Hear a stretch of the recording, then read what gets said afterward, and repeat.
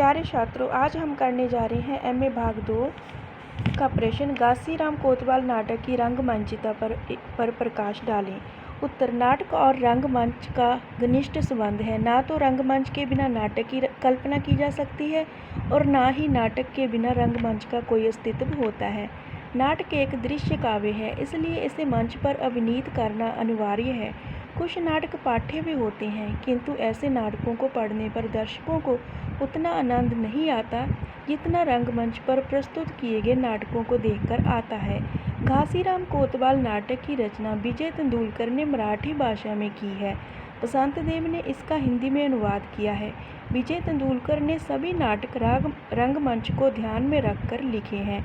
घासीराम कोतवाल नाटक का संबंध 18वीं शताब्दी के पेशवा काल से है। इस नाटक में अतीत के पुट पर वर्तमान का चित्र प्रस्तुत किया गया है। रंगमंच की दृष्टि से एक सफल नाटक में जो गुण होने चाहिए वह इस प्रकार है। नंबर 1, पात्रों की उचित संख्या हो।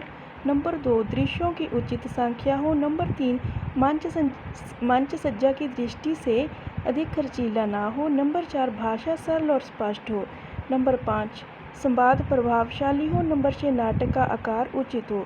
नंबर 7, नाटक में गीत योजना हो। नंबर 8, नाटक में रंगमंचीय संकेत हो। नंबर 9, नाटक में सूत्रधार का प्रयोग हो। नंबर 10, नाटक में नवीन शिल्पगत प्रयोग हो। नंबर 1, पात्रों की संख्या। नाटक में पात्रों की संख्या उचित होनी चाहिए। यदि पात्रों की संख्या अधिक होगी तो उन्हें रंगमंच पर पेश करने में दिक्कत आएगी। घासीराम कोतवाल नाटक के 10 पुरुष और 5 स्त्री पात्रों को रंगमंच पर आसानी से पेश किया जा सकता है। घासीराम कोतवाल नाटक के पात्रों में नाना फडणवीस, घासीराम, सामलदास, गुलाबी नर्तकी, ललिता गौरी, सूत्रधार,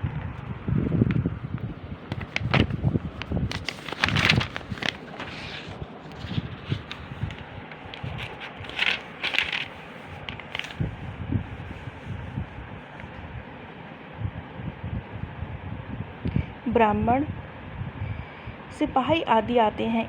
इतने पात्रों को रंगमंच पर पेश करना कोई मुश्किल काम नहीं है। पात्रों की दृष्टि से ये नाटक रंगमंच के लिए उपयुक्त माना जाएगा। नंबर 2, दृश्यों की संख्या। नाटक में दृश्यों की संख्या ना तो अधिक होनी चाहिए और ना ही कम। नाटक में दृश्यों की संख्या उचित हो। नाटक में कोई ऐसा दृश्य भी नहीं होना चाहिए जिसे रंगमंच पर पेश ना किया जा सके। घासीराम कोतवाल नाटक के कई दृश्य हैं, जैसे गुलाबी नर्तकी के कोठे का दृश्य, हवालात का दृश्य, नाना की हवेली का दृश्य, पूना शहर के किसी चौराहे का दृश्य, बगीचे का दृश्य। इन दृश्यों में से ऐसा कोई भी दृश्य नहीं है जिसे रंगमंच पर पेश ना किया जा सके, इसलिए दृश्यों की दृष्टि से ये नाटक रंगमंच के लिए उपयुक्त है। मंच सज्जा। वही नाटक सफल माना जाएगा जिसकी मंच सज्जा अधिक खर्चीली ना हो। घासीराम कोतवाल नाटक के पात्र 18वीं शताब्दी से संबंधित हैं। इन पात्रों की वेशभूषा 18वीं शताब्दी के लोगों की तरह साधारण है। इन पात्रों की वेशभूषा को तैयार करने में अधिक खर्च नहीं आता। इस नाटक में इंसानी पर्दे से काम लिया गया है। इस नाटक में मंच पर रखने के लिए वस्तुओं की आवश्यकता नहीं है। मंच पर सज्जा की दृष्टि से ये नाटक अधिक खर्चीला नहीं है। नंबर 4, भाषा शैली। नाटक की भाषा सरल और स्पष्ट होनी चाहिए। ऐसी भाषा दर्शकों पर अधिक प्रभाव डालती है, क्योंकि ऐसी भाषा दर्शकों को आसानी से समझ आ जाती है। घासीराम कोतवाल नाटक के पात्रों की भाषा सरल और स्पष्ट है। ये दर्शकों पर बहुत अच्छा प्रभाव डालती है, इसलिए दर्शकों को अपने साथ बांधे रखती है। इस नाटक में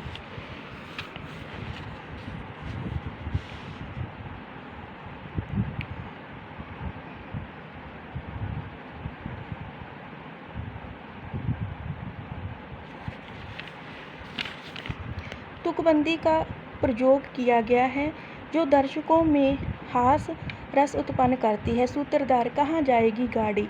ब्राह्मण, नेक अगाड़ी। सूत्रधार। गाड़ी का तल्लक, ब्राह्मण कहाँ को बालक। इस नाटक की भाषा में उर्दू के शब्दों का प्रयोग तो किया ही गया है, साथ में ब्रज भाषा के शब्दों का प्रयोग भी किया गया है, जैसे भल्लक, तल्लक, लड़कियाँ आदि ऐसे शब्द नाटक की भाषा को चार चांद लगा देते हैं। अंत भाषा की दृष्टि से ये नाटक रंगमंच के लिए सफल है। नंबर 5 संवाद योजना। रंगमंच की दृष्टि से एक सफल नाटक के संवाद ना हो अधिक लंबे होने चाहिए और ना ही छोटे। जहाँ तक घासीराम कोतवाल नाटक के संवादों का संबंध है, इस नाटक में संवाद छोटे छोटे हैं। यदि कहीं लंबे संवाद भी आए हैं तो उनकी भाषा सरल है। लंबे संवादों को पात्रों द्वारा दोहराया गया है।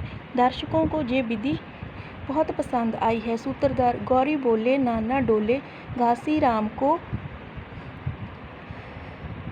कारोबार चाले। ब्राह्मण गौरी बोले नाना डोले, घासीराम को कारोबार चाले। संवाद योजना की दृष्टि से यह नाटक रंगमंच के लिए उपयुक्त है। नंबर 6 नाटक का आकार। नाटक का आकार उचित होना चाहिए। ना तो नाटक अधिक लंबा हो और ना ही अधिक छोटा। यदि नाटक का आकार बड़ा होगा अर्थात 3 घंटे से अधिक होगा तो दर्शकों को अधिक समय तक प्रेक्षागृह में बैठकर थक जाएंगे। दर्शकों को इतनी देर बिठाए रखना कठिन है।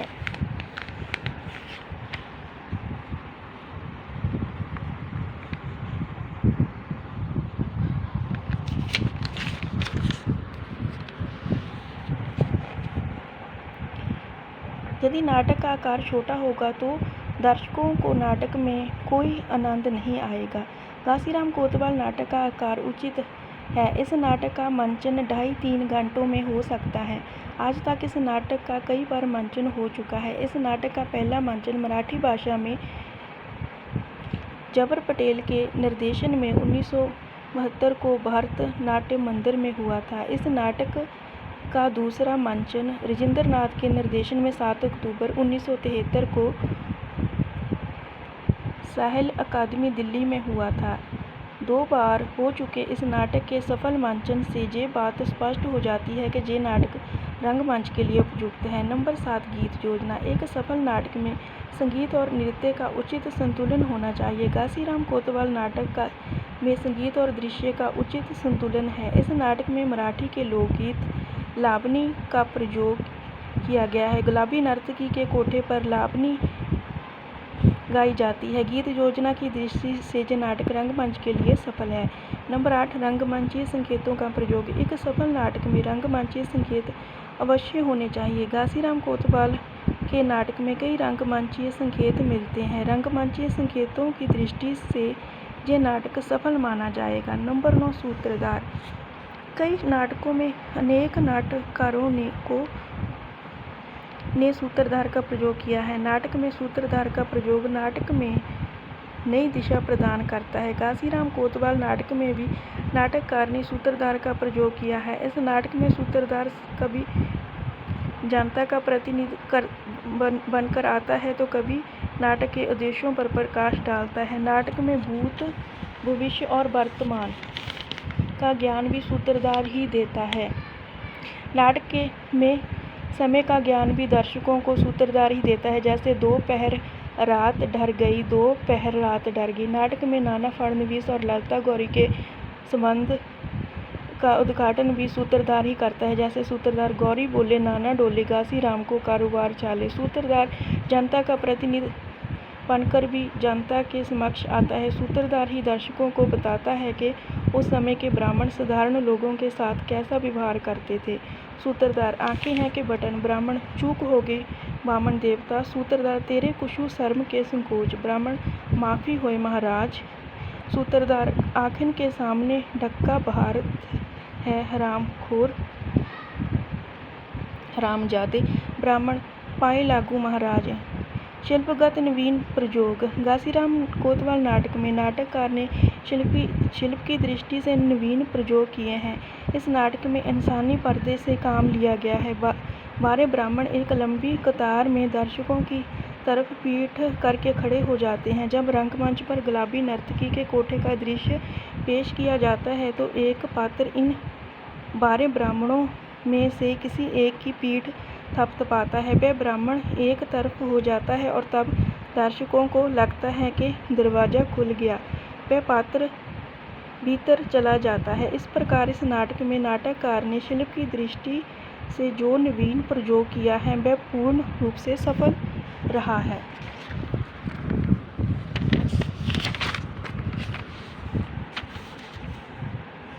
अंत में कहा जा सकता है कि इस नाटक में कोई भी ऐसा दृश्य नहीं है जिसे रंगमंच पर पेश ना किया जा सके। रंगमंच की दृष्टि से एक नाटक में जो विशेषताएं होनी चाहिए वह सभी इसमें मौजूद हैं, इसलिए रंगमंच की दृष्टि से इसे एक सफल नाटक माना जाएगा। धन्यवाद।